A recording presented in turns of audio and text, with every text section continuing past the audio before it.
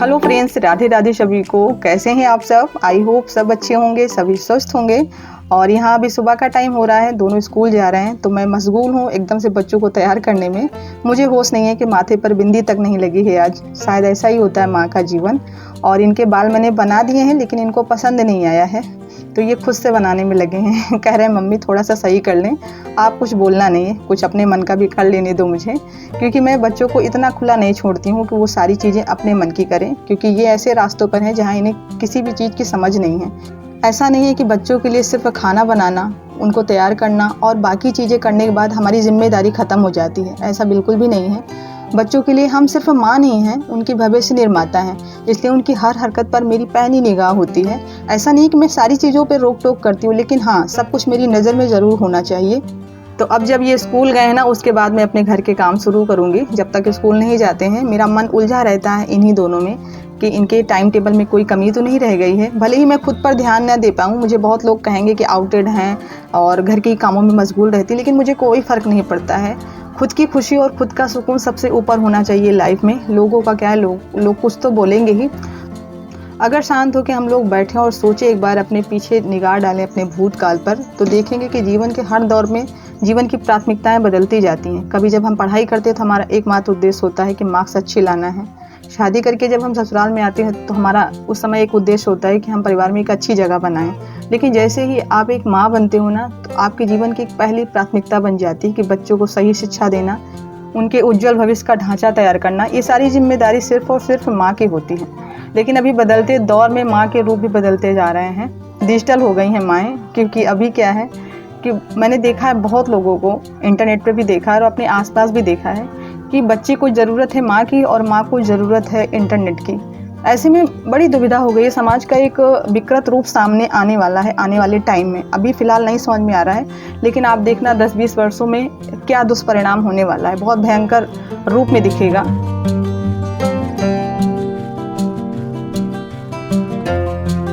और बस अभी खाना पीना सब बन चुका है। आपसे बात करते करते मेरे काम भी चलते रहते हैं और किचन का भी काम मेरा साथ साथ चलता है, इसीलिए शायद मेरे यहाँ किचन का काम बहुत जल्दी निपट जाता है।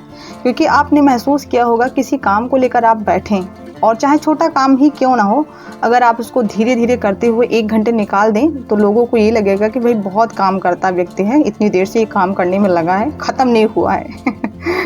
लेकिन हमें ऐसा नहीं बनना है यार, हमें इस तरह से बनना है कि हम एक साथ 4-4 काम निपटाएं, तभी तो हम जल्दी काम ख़त्म कर पाएंगे घर के। तो जब मैं किचन में दाल जैसे चढ़ा दिया मैंने ना, तो दाल बन रहा, उसमें हाथ तो डालना नहीं है, दाल बन रही है, तब तक मैं इधर उधर के काम ढूंढती रहती हूँ कि इस दौरान मैं क्या क्या कर सकती हूँ।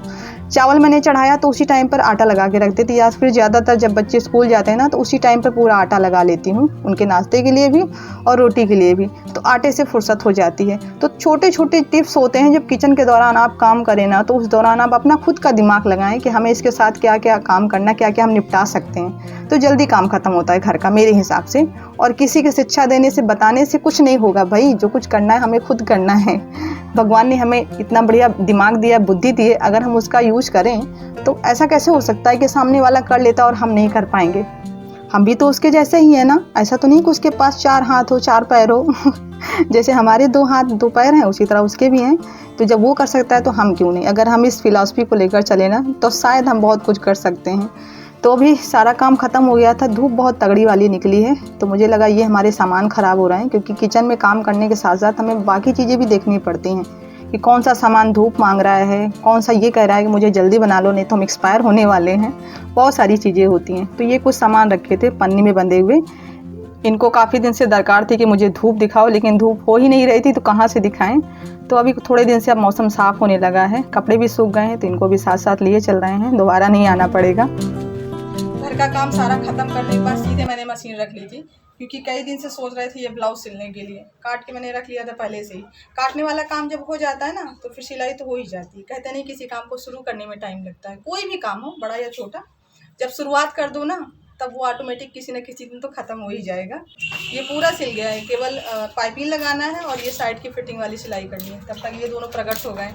तो बच्चों के स्कूल से आने के बाद थोड़ा बहुत टाइम इनके सब में काम लग जाता है ना। पहले मैं सोच रही थी कि आखिर में थोड़ा सा डिज़ाइन बनाएंगे, लेकिन अभी घर में ही पहनना है। डिजाइन के घर में नहीं सही लगते पहनने में।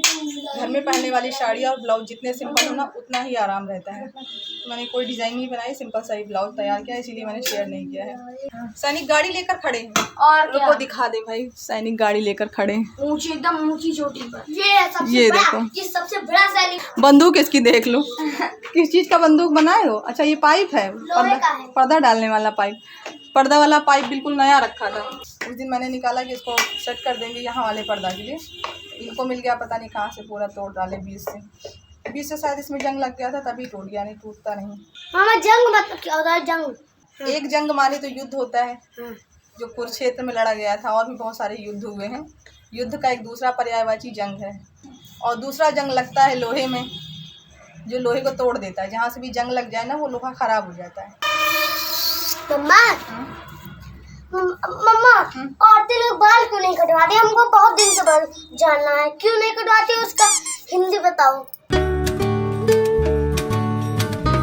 विराटू के बाल कटवाने से मतलब है कि जो मुंडन होता है ना बच्चों का, उसका मतलब ये है कि औरतें मुंडन क्यों नहीं करवाती हैं। क्योंकि आसपास देखता है ना कि बच्चे तो कभी कभी मुंडन करवा लेते हैं, या फिर परिवार में किसी की मृत्यु होती है तो घर के जो जेंट्स लोग होते हैं वो मुंडन करवाते हैं। तो इसका ये मतलब रहता है कि औरतें मुंडन क्यों नहीं करवाती हैं, इसका क्या कारण है।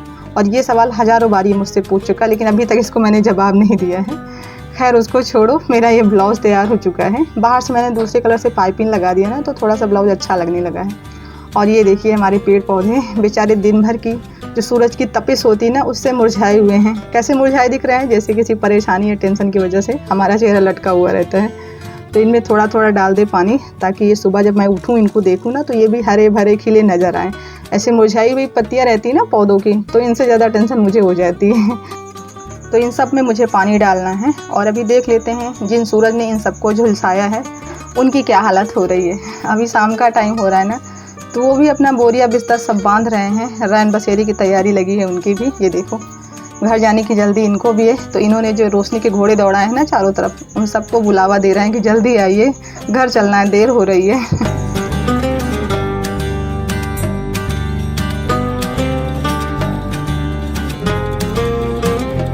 और जो पौधे बड़े हैं थोड़े से ना, उनमें पानी की ज़रूरत ज़्यादा पड़ती है। वो बहुत जल्दी पानी सोख लेते हैं, पूरी जो मिट्टी है ना वो सूखी सूखी हो जाती है। तो जिनमें ज़्यादा पानी की ज़रूरत है ना उसमें मैं ज़्यादा पानी डालती हूँ, और जिनमें कम पानी की ज़रूरत है, जैसे इसमें की पत्तियाँ मुरझाई हुई हैं लेकिन इसमें नमी बनी है अच्छी खासी, तो उसमें मैंने सिर्फ 1 लोटा पानी डाला है। बाकी जो कनेर लगा है ना, कनेर में पानी की ज़्यादा ज़रूरत पड़ती है। वो थोड़ा सा बड़ा पौधा है ना, तो जितना बड़ा पौधा उतनी ज़्यादा प्यास, तो उनको ज़्यादा प्यास लगती है तो उन्हें ज़्यादा देते हैं।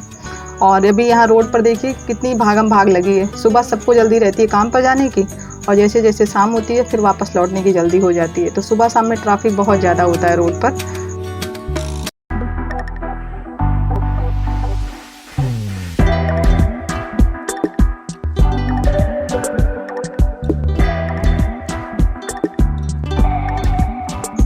और अभी सुबह हो गई है, आज है संडे का दिन और आज सप्तमी है, लेकिन मुझे सुबह सुबह ऐसा लगा कि आज अष्टमी है, मतलब व्रत वाला दिन है। क्योंकि पहले दिन और जो अष्टमी का दिन होता है उस दिन हम व्रत रहते हैं। तो मम्मी ने बाद में बताया कि आज अष्टमी नहीं है, आज सप्तमी है। अष्टमी कल मनाई जाएगी, क्योंकि मेन रूप से जो तिथि मनाई जाती है वो सुबह के टाइम को देख के मनाया जाता है, क्योंकि पूजा पाठ उसी टाइम पर होती है। तो अष्टमी कल है। फिलहाल मन से मैंने आज ही मान लिया था, इसीलिए मैंने लाल साड़ी पहनी थी। और आज के दिन कई जगह पर कन्या भोज है। मेरे यहाँ इसे कुंवारी भोज कहा जाता है। तो कुंवारी भोज में एक लड़का भी जाता है ना भोजन करने के लिए। और बहुत लोग ऐसा मानते हैं कि ये भैरव बाबा का रूप है, लेकिन ऐसा बिल्कुल भी नहीं है, ये बिल्कुल गलत है। जो वाल्मीकि की रामायण उसमें साफ साफ ये वर्णन किया गया है कि जो ये एक कन्या भोज में लड़का खाना खाता है, ये भगवान हनुमान जी का रूप है। क्योंकि माता रानी के आगे जो चलती है सवारी वो हनुमान जी की है, झंडा लेकर चलते हैं माता रानी के रक्षक।